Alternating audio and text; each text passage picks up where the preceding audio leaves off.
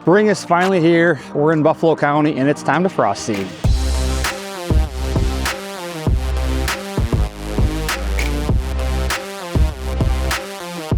It's been a long winter and it's finally spring and we're excited to kick things off. Frost seeding season, it's the shed hunting season, turkey hunting season. We love this time of year to kind of get us ramped up for hunting season.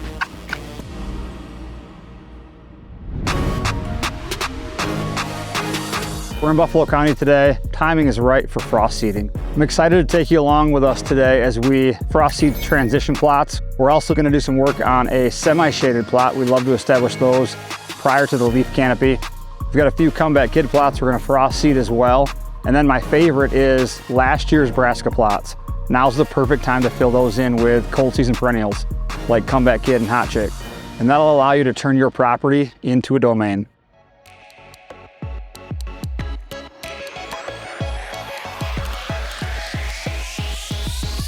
So we came into this new plot. It was excavated last year and they quick threw down some comeback kid and hot chick in September. So we came up here with the intentions of frost seeding it, and it is a lush green field, the first thing to grow up on this farm. And I think oftentimes we worry about stress on deer being January, February, but March and April are the most critical times. And having plots like this are super important on your property as those deer are growing to feed them when Mother Nature isn't. So our goal now is to kind of fill things in a little bit. It's gonna freeze tonight and thaw tomorrow over the next week or so. So we're gonna come in, broadcast a little bit of comeback kid to kind of do a little frost seeding here, fill things in, and this thing should be perfect for the rest of the year.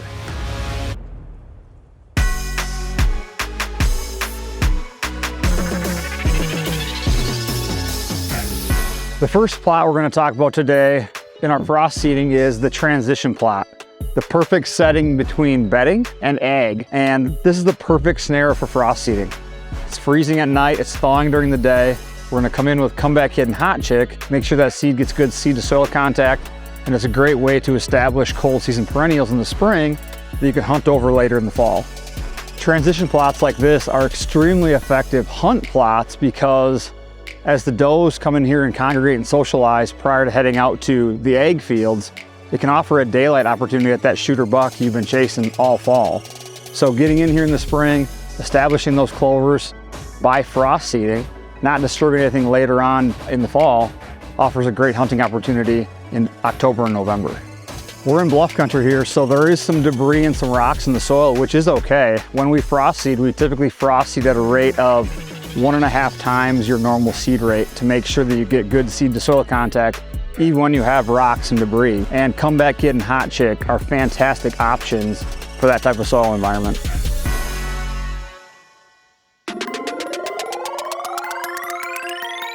One of the first steps you should consider when planting a food plot is understanding what your soil environment is. The soil environment helps determine the success of your food plot, and we have 2 simple pH test kits that can help you figure out what your pH level is, allow you to amend it appropriately, and hopefully plant a food plot that's very successful come spring, summer, or fall.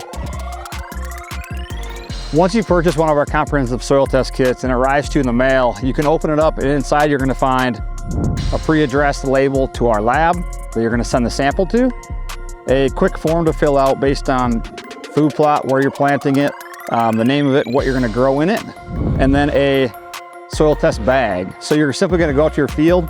I typically take a test from the top 1 to 3 inches as far as I'm going to fill the bag, seal it up, mail it to our lab, and in 2 to 3 weeks, the results will show up on your door.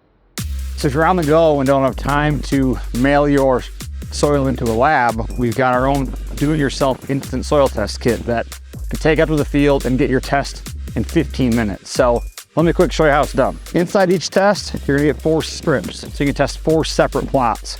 And what you'll do is grab some distilled water. You can't use any other water because other water has a pH and it will impact your test.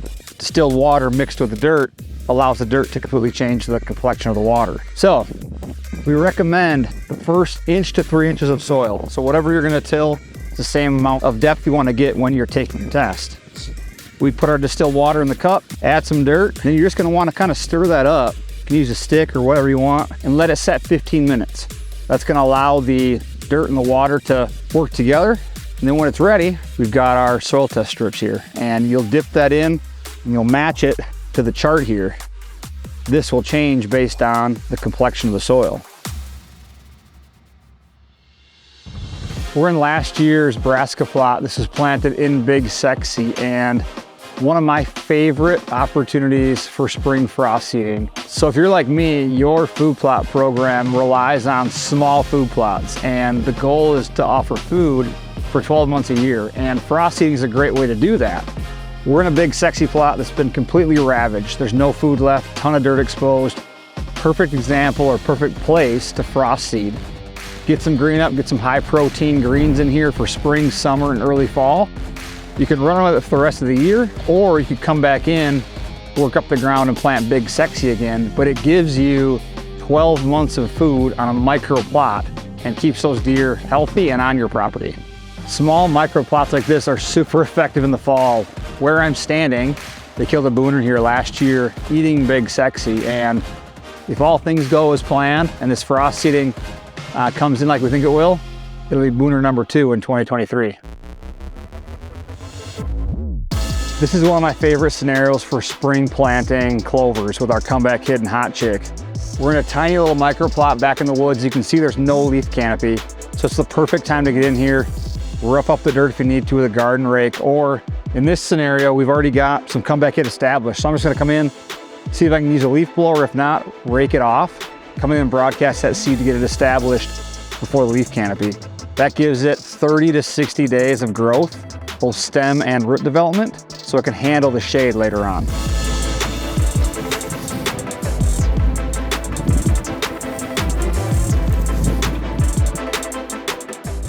Doesn't take heavy equipment to establish a food plot. Jug of hot chick, garden rake, a little sweat equity.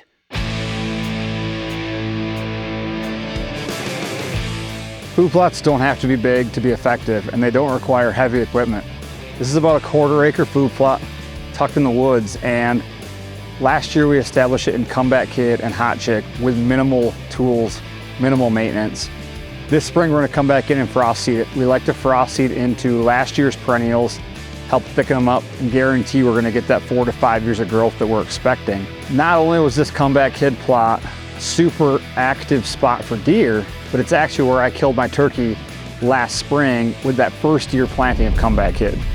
There's not a perfect date on the calendar, but more or less a forecast that allows you the perfect opportunity to frost seed. You want a period of time, 10 to 14 days, where you're gonna get freeze at night, thaw during the day, and that'll allow you to turn your property into a domain.